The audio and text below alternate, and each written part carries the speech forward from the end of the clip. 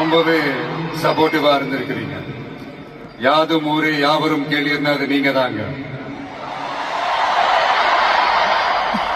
அப்படிப்பட்ட இந்த மலேசியால இந்த ஜனநாயகன் படத்தினுடைய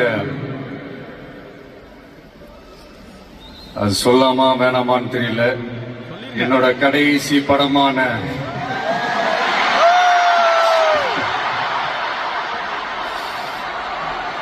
I know it's a little painful, right? என்ன பண்றது, சரி அதை விடுவோம். இந்த ஜனநாயகன் படத்தினுடைய இந்த ஆடியோ லான்ச் அணியோட கான்செப்ட்லயும் சேர்ந்து நடக்கிறது உண்மையிலே ரொம்ப பெருமையா இருக்கு. இவ்வளவு தூரத்துல இருந்தாலும் இங்க இருக்கிற என்னுடைய ரசிகர்கள், இங்க இருக்கிற என்னுடைய ஊடக நண்பர்கள், இங்க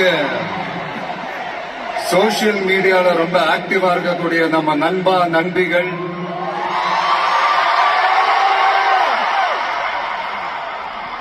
பிளஸ் இந்த மலேசியா கவர்மெண்ட்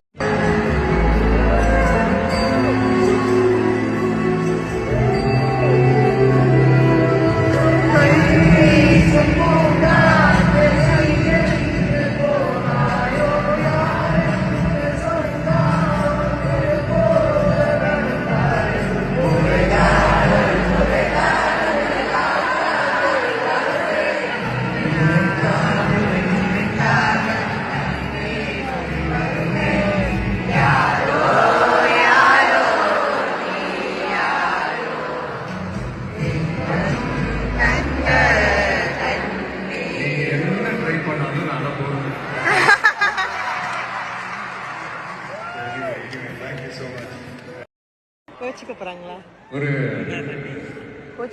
ஆட்டோக்காரர்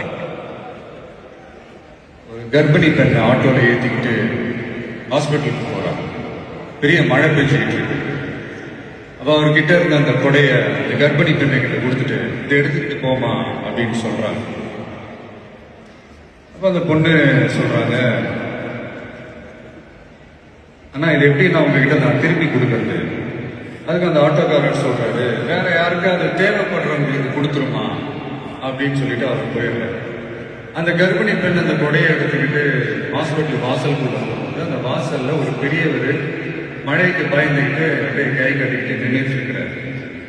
அந்த கர்ப்பிணி பெண் அந்த கொடையை பெரியவர்கிட்ட கொடுத்து, ஐயா இதை எடுத்துட்டு போங்கய்யா அப்படின்னு சொல்றாங்க. அதுக்கு அந்த பெரியவர் இதே மாதிரி கேட்கிறாரு, அம்மா நீங்க யாருன்னு எனக்கு தெரியாது, எப்படிமா இந்த கொடையை நான் திருப்பி உங்ககிட்ட கொடுக்கறது? அதுக்கு அந்த பொண்ணு சிரிச்சுக்கிட்டே சொல்றாங்க, வேற யாருக்காவது தேவைப்படுறவங்களுக்கு கொடுத்துருங்க ஐயா அப்படின்னு சொல்லிட்டு போயிடுறாங்க. உடனே அந்த பெரியவர் கொடையை எடுத்துட்டு பஸ் ஸ்டாப்புக்கு வராரு. பஸ் வந்து ஏறி போகும்போது அங்க பாக்குறாங்க ஒரு பூக்கார அம்மா பூவை வச்சுக்கிட்டு ஒரு அட்டையை மழைக்காக பிடிச்சிக்கிட்டு உட்காந்துட்டு இருக்கிறாங்க. பெரியவர் போய் அந்த கொடையை அந்த பூக்கார அம்மா கிட்ட கொடுத்துட்டு அவர் பஸ் ஏறி போயிடுறாரு. பூக்கார அம்மா அந்த கொடையை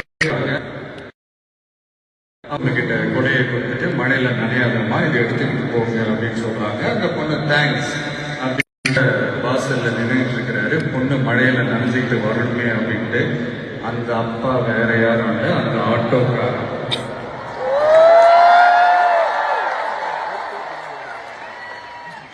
அந்த குடை அவர் கொடுத்த குடை. So the moral of the story is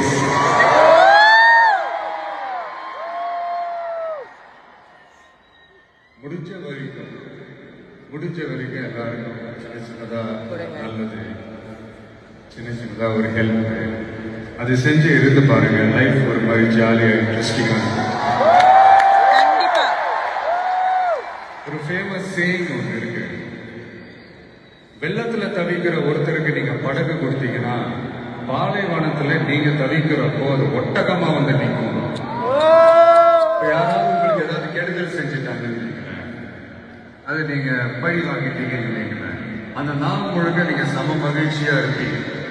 எப்படி பார்த்தல எப்படி பழி வாங்கினேன். ஆனா அதே மனுஷனை மன்னிச்சு விட்டு பாருங்க, வாழ்நாள் முழுக்க நிம்மதியா இருக்கு.